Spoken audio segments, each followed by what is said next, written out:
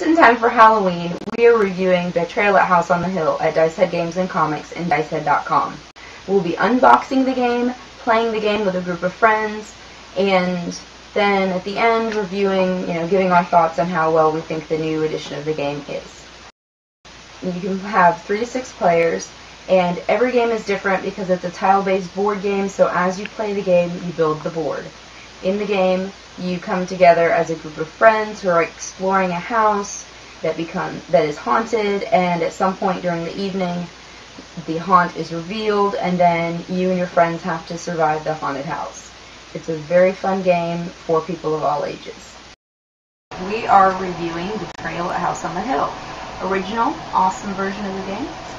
New, awesome version of the game. If you have your new box, you'll see that other than the cover is different art, inside it's very similar to the original game. You've got all your tiles, which are double-sided and will need to be punched out. You have your event and item cards, your dice,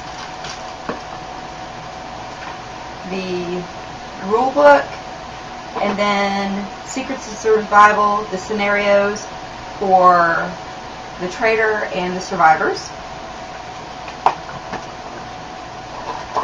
Rules I already said. Marker tabs. And 6 individual characters. Pictures look pretty much the same as the original. Maybe the paint's a little different, but pretty much the same colors. Those are going to be pretty much, for the most part, the same. But there's still that really great card stock.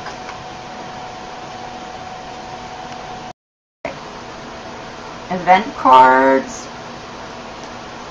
omen cards, and item cards. Notice that your dice are 6-sided, but they are blank, 1 and 2. You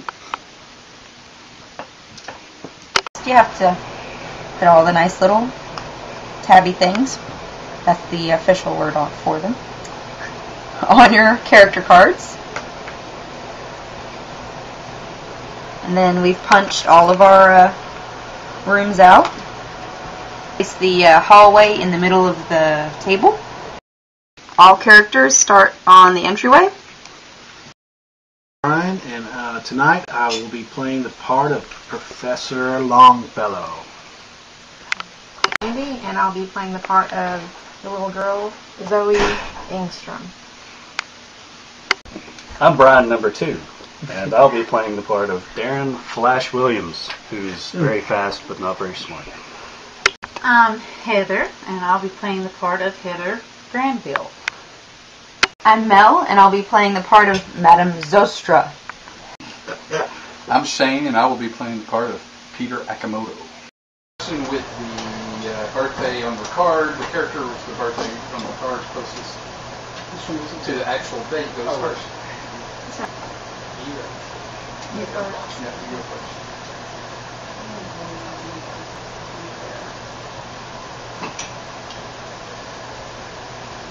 Collapse room. Oh,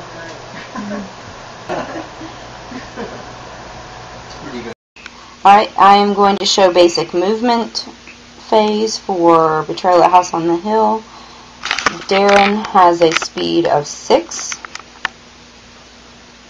So I'm going to explore new rooms because we haven't opened any rooms yet. I'm going to move 1 square and decide to add an additional room. We're on the ground floor, so we have to come to the pile of tiles and find a ground floor. This one says it may be used for upper or ground. So I'll flip it over and align it by the door. Use this as my second space. Okay, so a basic turn, I'm going to show how that kind of works.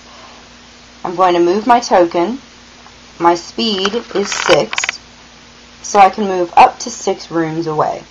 So I'm starting in the gallery. 1, 2, 3. I'm going to flip over another card because I want to explore a different room and match it up where there are 2 doors. This is my 4th space. Even though I can go 6, I'm stopping here because there is an event card, or an event marker. So I draw an event card, and it says, The Voice. I'm under the floor, buried under the floor. The voice whispers once, then is gone. So I must attempt a knowledge roll. My knowledge is currently 3, my starting knowledge.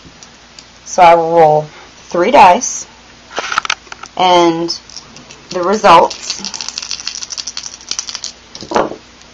2, 3, 4. On a 4+, you find something under the floor and draw an item card. At this point, I would draw an item card, and that would be something I could add to my collection of items. Basic combat works this way. I'm in the same room as the mummy, and say to win this scenario, I need to defeat the mummy. So I'm attacking the mummy with my sanity.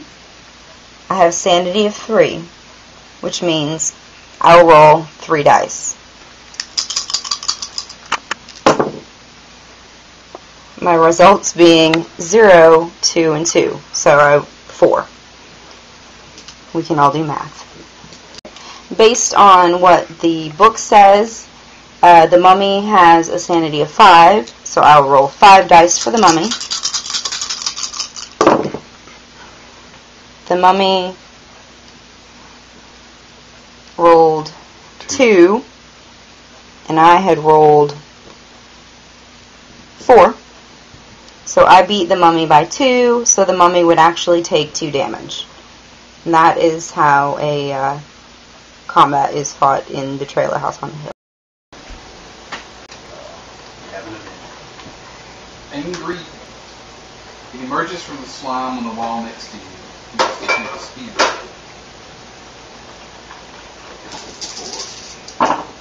Oh, yeah. Check out what Shane does.